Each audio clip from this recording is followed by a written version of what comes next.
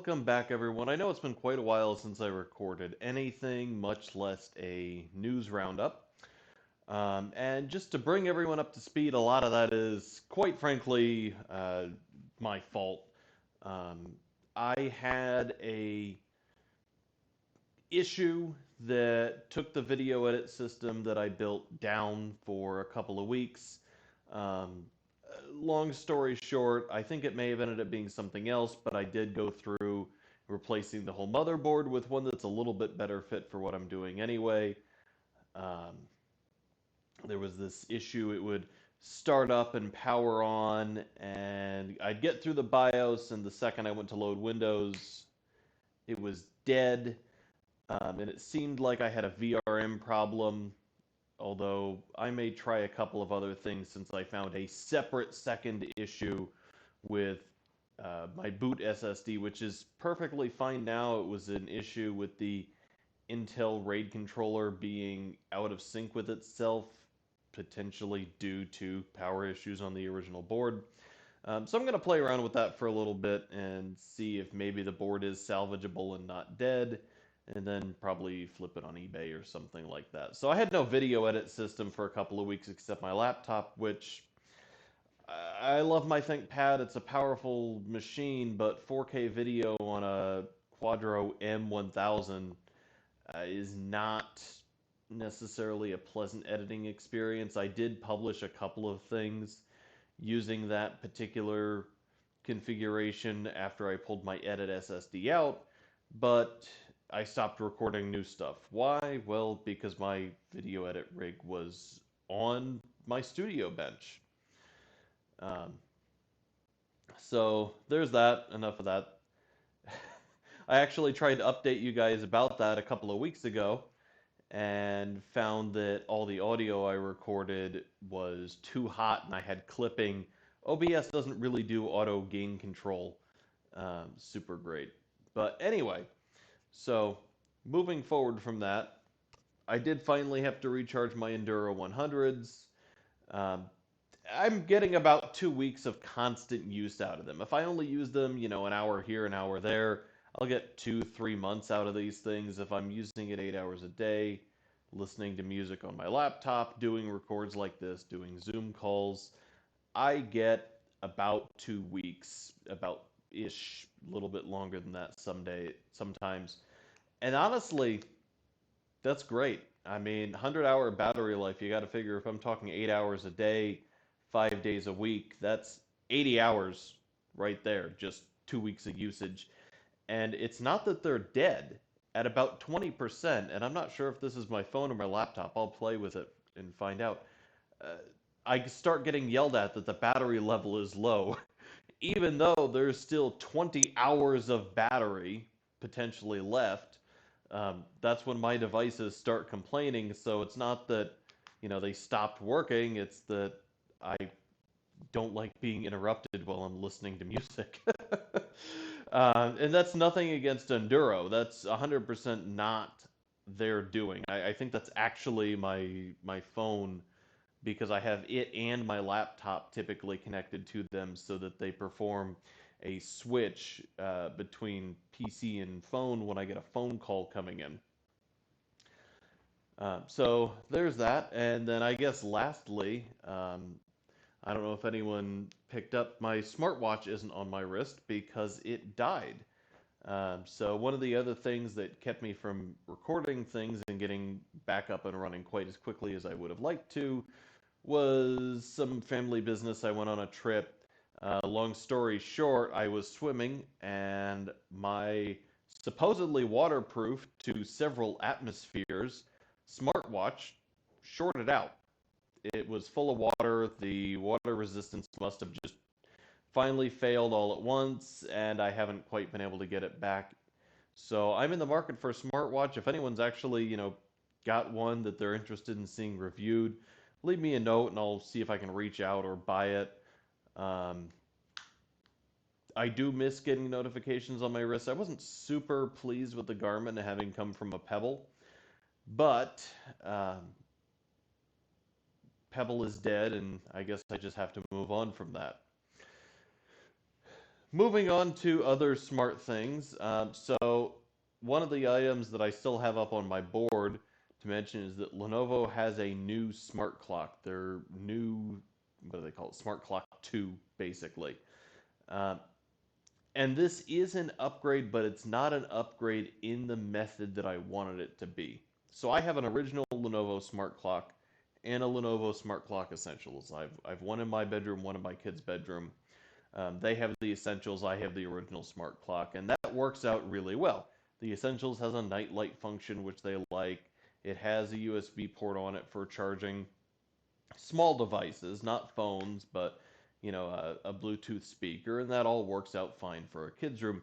And I have the original smart clock and like the better screen and get a little bit more information on it that way. A couple of days of news, that type of thing.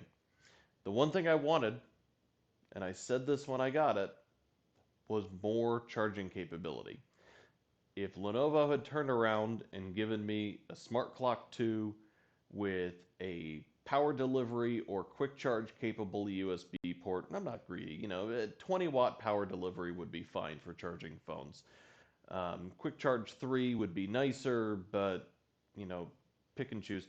And then just a couple of regular 5 volt 1 amp or 5 volt 2 amp USB ports for smartwatch and headphones, I would never have to have another USB adapter on my nightstand. That was all I wanted to see added. Instead, we're kind of getting a step sideways and backwards at the same time. So there's no more USB port on the smart clock itself.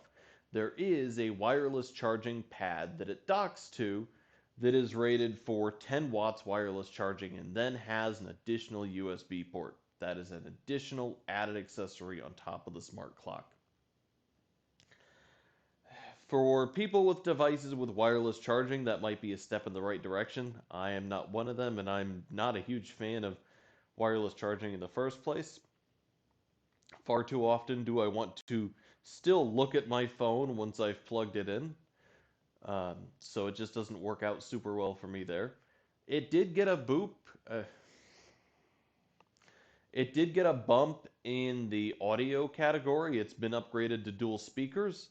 I'm not sure how much I really think that that benefits the smart clock. For me, it was nice having a speaker in it, but it's just a radio on my nightstand. It's not a surround system. I have other nicer speakers that I could pair it to if I wanted better audio. I've got some Harman Kardon Onyx 2s. No, I have Harman Kardon Studio 2s. There we go. That are very nice, and I like those very much. And I have one of those in the living room paired to a Google Home, and I've got one in another place. Personally, given the choice between dual speakers or 3.5 millimeter out, I would have picked the 3.5 millimeter.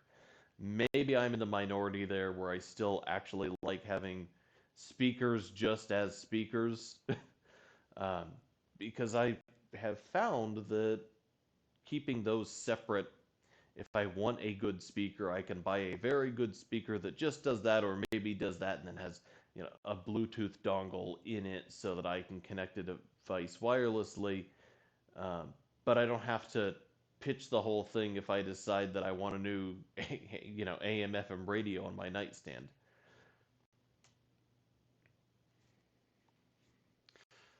Moving on, one of the items that was on, one of the other items on my list, Dell launched a new webcam a couple of weeks ago.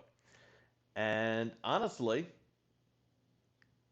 having played with another webcam at the same price, um, I'm not super impressed with Dell's offering. So they have a good camera. I am not going to argue that. It looks good from what I've seen, but at $199, I don't think it has all the features that it needs. So it is a 4K camera, 8.3 megapixel HDR with a Sony Starvis sensor. We've got autofocus, auto white balance. We're Hello IR capable. The big red flag for me on this webcam is that there's no microphone. We do get AI powered pan and zoom, and I'm kind of back and forth on AI features and webcams in general. I'll get to that in a minute. Um, at $199, Logitech also has a 4K camera with most of those same features. I don't think it has the AI pan zoom off the top of my head, the 4K Logitech Brio. I could be wrong. I haven't used one of those a whole ton. But it has microphones. It's got decent stereo microphones in it. They're not the world's best microphones, but I set one up in a small conference room and it works fine, mounted on top of, I think it's a 65-inch TV. And, if you want a better mic, you can always get yourself a Bluetooth puck to sit on the table, Bluetooth lapel mics, get yourself a condenser mic, take your pick there for another $50 or so. But you're not required to. You didn't just go spend $200 on this conference device to find out, oh, by the way, it's only half the solution. And I guess to help make my point even further, another location I was trying to set up a webcam, and this is part of why I said I wasn't super sold on the AI features. Um, they ordered for, once again, $199, one of those Ozbot tiny AI cameras. And it's a nifty little thing, you can hold your hand up and it'll lock onto your face, or you can tell it to zoom in with a different gesture. Um, but it's got its issues. It has difficulty tracking when you get too far away from it as far as the gestures. It'll still track your face 20, 25, I think actually, yeah, 25 feet away, but it won't recognize your hand when you say, stop following me or I want you to zoom in now. But it has physical pan, tilt, and zoom inside this little body, and you guessed it, microphones. Yeah, it's only a 1080p camera. I'm not super shook up about that with the pan tilt function and some of that, and there's definitely applications for that, even at a $200 price tag. And to be honest with you, as much as I love 4K and I record things in 4K, nobody's talking in Zoom at 4K. You're lucky if you're getting 1080p. So a 1080p webcam with a decent microphone and the servos that were in that, yeah, okay, $200, no big deal. Back to the Dell camera we were talking about, $199. I just feel shortchanged, not just, even if it's a pinhole mic. It doesn't have to be a great mic, doesn't have to be any better than a laptop mic. You've got to have something in there. Not everybody has a different dedicated microphone, and if I'm in the market for a webcam anyway, I at least want the option to use the in-body mic, because there are situations where I can't guarantee having a different microphone, or that a different microphone is just too much, what's the word I use, mess for the particular application. Moving forward, we've actually got a bit of a scoop on this, and I'll probably do something dedicated as far as an article on the main website's concerned. Mushkin has 3 new SSDs coming, and these might not be the SSDs that a lot of you were excited about. But these are definitely ones I'm happy to see. And these drives are the new SourceHC, SourceSED, and Source, hang on, I gotta look up the acronym, DCX. Now, all of those acronyms mean something different. However, the Source drive itself is not one we've looked at from Mushkin, but it is a line of SATA SSDs using SM2258 or 2259 controllers, depending on the particular drive in series. There's a normal Source and even a Source 2 line. These are all TLC SATA 2.5-inch drives. Nothing really exotic as far as the general platform's concerned. The SED and the DCX are probably the 2 more conventional drives. One adds power loss protection, which is good if you've got the drives in a storage server or another environment where you're dealing with sensitive data in flight. The other adds self-encrypting, which is a performance feature. It's fairly popular for laptop applications. Still SATA SSDs, still plenty of laptops with SATA ports, or, an M2 and a SATA. The SourceHC And I need to confirm that this is actually going to be TLC because it's fairly impressive if it is. It's what's listed on the website right now. Is a new line of high capacity consumer SATA SSDs. And when I say high capacity, I mean 4, 8, and 16 terabytes in a 2.5-inch SSD. Now, that is not something that was impossible before. In fact, right now, I could go order I want to say it's the 1633A from Samsung in a 16 terabyte capacity. But that is going to be a SAS drive. It is an enterprise drive, and it's going to cost me a small fortune. There's no pricing information listed on their website right now for the SourceHC drives. I'm going to see if I can get any of that when I look into it. However, I would estimate, and don't hold me to this is just a best guess based on what I know about the market today, that we will see a price approximating $100 per terabyte, which would put them at $400, $800, and $1,600, which is a lot of money for an SSD, but it's also fairly reasonable. I mean, we're pretty comfortable at this point spending between $90 and $150 on a 1 terabyte M2. And the same price range for a 1 terabyte SATA. I anticipate these coming in at the lower end of that per terabyte pricing scheme, just based on what I know about Mushkin, the lack of recurring costs. You know, if I buy 2 1 terabyte SSDs, I have to buy 2 controllers and 2 PCBs and 2 interfaces. If I buy 1 2 terabyte SSD, theoretically, not always, I should see a lower cost per terabyte, since I still only have 1 controller, I still only have 1 PCB. I do still have all the NAND and all of the DRAM, and those costs, you know, maybe the PCB is more complex, so you don't actually save anything. We're not going to get into all the variables there. The end point of that particular rambling train of thought was that I expect these to be what I feel like are reasonable prices considering today's market, looking at about $100 per terabyte. I would love to be wrong and find out that a 16 terabyte drive is going to be $800. I'm probably not. Maybe it'll come in closer to like 1400, which would be great, instead of the 1600 that I'm anticipating. That still doesn't make them quite price competitive with hard drives. You can buy a 16 terabyte hard drive for, I believe, 400-ish. I got to double check. Chia kind of made a mess of all of that. Things went up, things went down. I think we're back into the $400 to $500 price range for a 16 terabyte hard drive, which still makes the SSD about 3 times more expensive. But it's also a 2.5-inch drive. I could put one of those in my laptop and have, I don't know, we'll say like 30 terabytes of storage in there, especially if I went and got some of those 8 terabyte M2s. I could have a 32 terabyte laptop carry that around with me. That's insane. It's expensive.